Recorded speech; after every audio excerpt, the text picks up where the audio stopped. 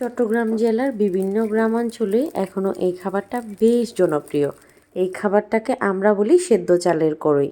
আপনারা কে কী নামে চেনেন অবশ্যই কমেন্টে লিখে জানাবেন। সেদ্ধ চালের কড়ইয়ের সাথে কোরা নারকেল, বাদাম ভাজা, চিনি দিয়ে খেতে বেশ লাগে। ফ্ল্যাশব্যাক।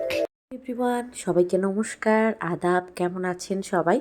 ইন্ট্রো দেখে তো বুঝেই গিয়েছেন আজকে আপনাদের সাথে সেদ্ধ চালের কড়ই রেসিপিটাই শেয়ার করতে যাচ্ছি। চালের কড়ই বানানোর প্রথম ধাপ এটা। তার জন্য লাগছে প্রথমে আমাদের সেদ্ধ চাল। এখানে আমি 250 গ্রাম সেদ্ধ চাল নিয়েছি।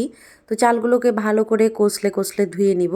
চালগুলো বেশ অনেক দিন আগেই আনা হয়েছিল, আমি বিভিন্ন ঝামেলার কারণে করব করে করতে পারিনি। এর আগে অবশ্য আমার মা করে দিয়েছিল, সেগুলো দিয়ে বেশ কয়েকদিন চলেছে। যেহেতু শেষ হয়ে গেছে সেগুলো, তাই ভাবলাম যেটুকু চাল অবশিষ্ট আছে সেটুকু দিয়েই বানিয়ে নিই আর রেসিপিটা আপনাদের সাথে শেয়ার করি। তো ডোলে কষলে ধুয়ে এগুলোকে পানি ঝরাতে দিলাম। পানি ঝরানোর পর এবার এগুলোকে আমি স্ট্রেনার থেকে একটা বাটিতে তুলে নিলাম।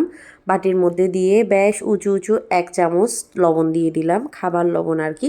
সেটা দিয়ে মেখে আমি 1 ঘন্টার মতো রেস্টে রেখে দিব। এখন আর কোনো কাজ নাই। এই কাজটা কিন্তু কড়ই ভাজার 1 ঘন্টা আগেই করে রাখতে হবে, নইলে কড়ই কিন্তু ভালো করে ফুটবে না, মানে চালটা শক্ত শক্ত রয়ে যাবে আর কি। 1 ঘন্টা পরে ফিরে আসলাম, দেখুন চালগুলো সমস্ত লবণ শুষে নিয়ে একদম ঝরঝরা হয়ে গেছে। চাল থেকে কিন্তু কোনো পানি ছাড়েনি। তো এবার চালগুলোকে ভাজার পালা। প্রথমে চুলা ধরিয়ে কড়াইটাকে ভালো করে প্রিহিট করে নিলাম। প্রিহিট করে এবার আমি অল্প অল্প চাল দেব। সব চাল একসাথে দিতে যাবেন না। রেসিপিটা তাদের জন্যই যারা একদম নতুন। শীতকালে তো এই খাবারগুলো বেশি জনপ্রিয় হয়। তো আমার মা দেখতাম নুড়ি দিয়েই কড়াইগুলো ভাজতো। তো আমার কাছে কয়েকটা শলার যে নুড়ি ছিল, নুড়ির গোড়ালিটা দিয়ে ভাজতে হয়, আগা দিয়ে ভাজতে যাবেন না। এভাবে চেপটা করে ধরে, এই যে 5 আঙ্গুল দিয়ে মুঠি করে ধরে এইভাবে করে নাড়াচাড়া করতে হয় অনবরত।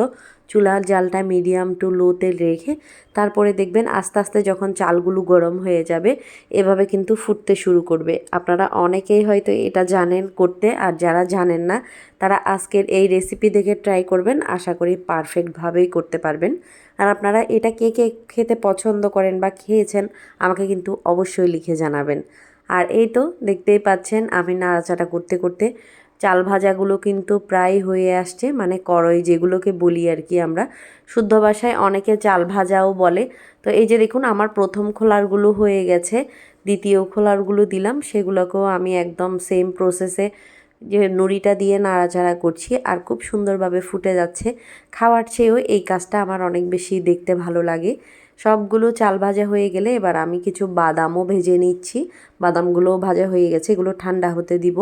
ঠান্ডা হয়ে গেছে, বাদামের খোসাগুলো পরিষ্কার করে নিয়েছি। তো যেহেতু টিচার ছিল সেদিন সন্ধ্যাবেলা, প্রথমে টিচারকে দিচ্ছি।